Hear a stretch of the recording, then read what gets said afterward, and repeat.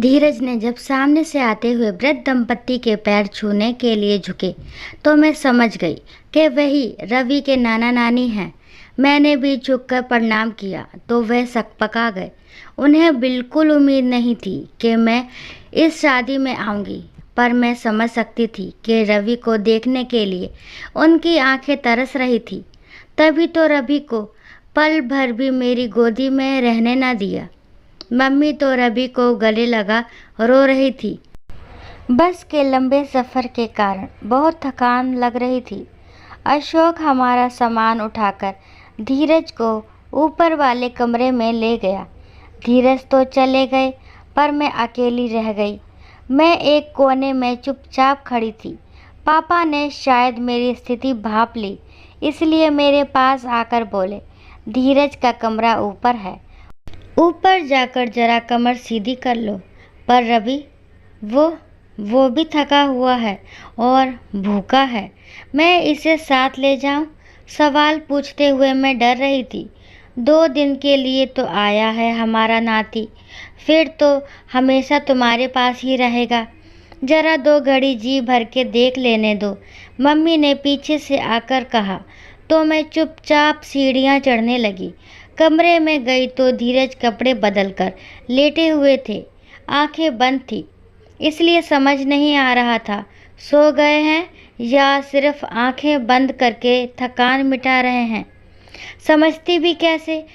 शादी के बाद से हमारे बीच एक दीवार सी खिंची हुई है। मैं जितना इसे तोड़ने की कोशिश करती हूँ, ये उतनी ही ऊंची हो जाती है।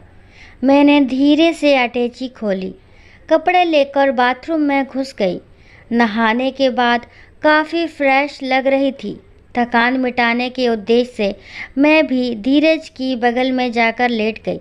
मैंने आंखें बंद कर ली।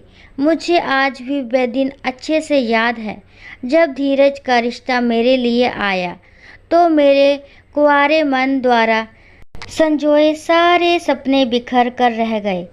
पर अपने शराबी पिता की स्थिति और सौतेली माँ के दबाव के चलते एक बच्चे के बाप धीरज से विवाह करने को तैयार हो गई। मेरी सहेलियों को जैसे ही मेरी सगाई का पता चला, बधाई देने चली आई।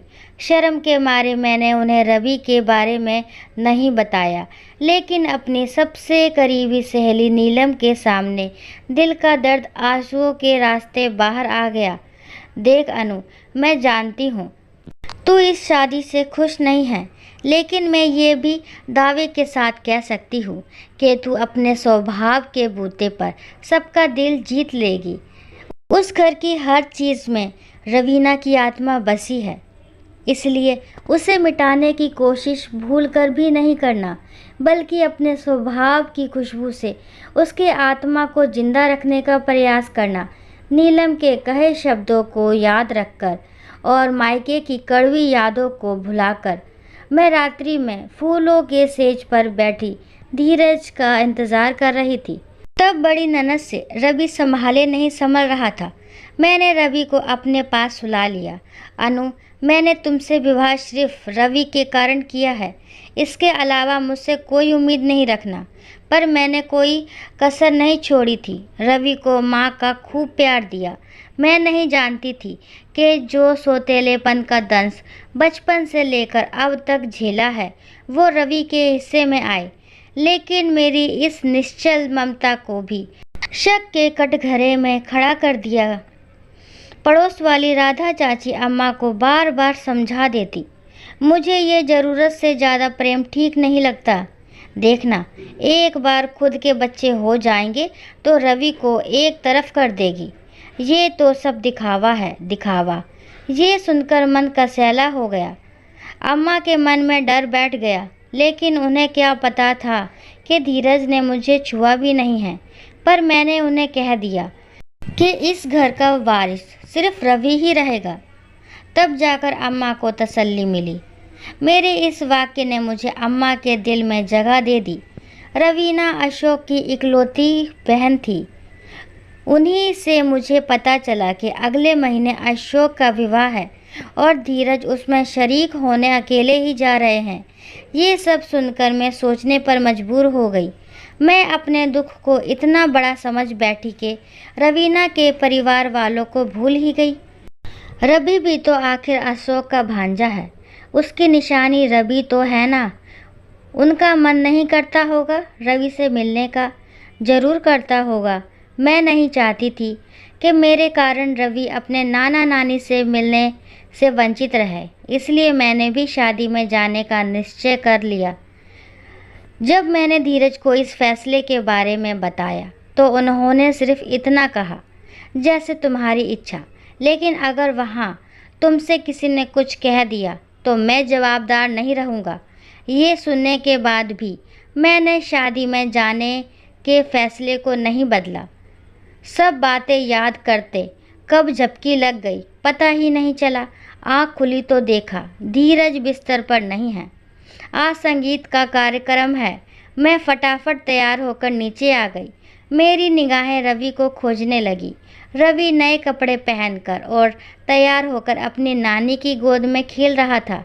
थकान के कारण झपकी लग गई थी। इसने कुछ खाया? मैंने हंसते हुए पूछा। खाया? अरे भूख के मारे कितना रोया। मैंने बोतल से दूध पिलाकर सुला दिया था। बस आधे घंटे पहले उठा है। तुम्हें तो बच्चे का जरा होश नहीं है। हमारे सामने ये हाल है तो घर में क्या होता होगा। जब ये पैदा हुआ था तो रवीना इसे आंखों से ओझल नहीं होने देती थी। मम्मी ने ताना मारा। मैं वहाँ से उठकर दूसरी महिलाओं के साथ बैठ गई। अशोक भी वहाँ खड़ा था। उसने कुछ नहीं कहा। रवि अपने नाना के गोद में खूब थिरका। अशोक कुछ कनखियों से देख रहा था, पर नज़रें मिलते ही वो मुंह फेर लेता। 2 दिन तक रवि मेरे पास कम और नाना नानी की गोद में ज़्यादा खेला। सेहरा बांधे और घोड़ी पर चढ़ा अशोक किसी राजकुमार से कम नहीं लग रहा था। सेहरा बांधते वक्त रवीना की याद में उसकी आंखें नम हो गई। मैं जानबूझकर सामने नहीं आई। मैं नहीं चाहती थी कि मुझे देखकर नफरत से ये नमी सूख जाए। फेरों के बाद वर वधू पैर छू रहे थे। मम्मी व्यस्त थी, इसलिए मैं रवि को गोद में उठाकर थपकी देकर सुला रही थी। आशीर्वाद नहीं देंगी दीदी? आवाज़ सुनकर पलटी तो देखा अशोक और उसके दुल्हन सामने खड़े थे। दोनों ने झुककर मेरे पैर छुए। खुशी के मारे आशीर्वाद के शब्द जवाब में ही चिपक गए। दीदी, मैं ये तो नहीं जानता कि आप मेरे बारे में क्या सोचती हैं, लेकिन मैं इतना ज़रूर बताना चाहूँगा कि मैंने हमेशा आप में रवीना दीदी की झलक देखी है। रवि को जो आपने प्यार दिया है वो अमूल्य है। जब रवीना दीदी की मृत्यु हुई थी तब मैंने सोचा था कि अब रवि पर हमारा हक ख़त्म हुआ। आप तो महान हैं दीदी, जो आपने अपने पति की पहली पत्नी के परिवार को इतना सम्मान दिया।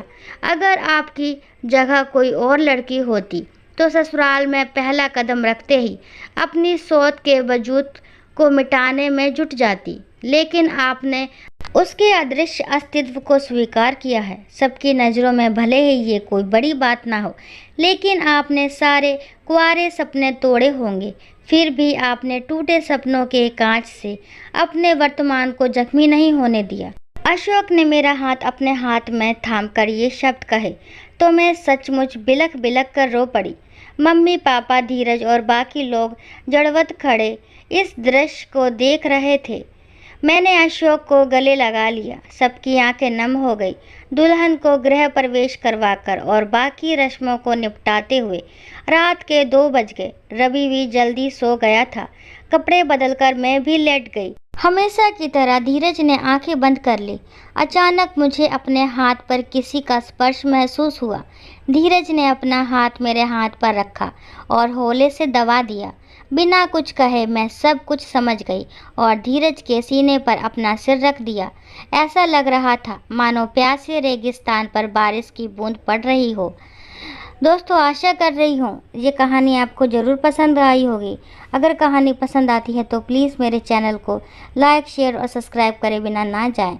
और इस कहानी के बारे में आपके क्या विचार है कमेंट बॉक्स में भी ज़रूर बताएं। और इस कहानी को पूरा सुनने के लिए राम राम, राधे राधे और थैंक यू।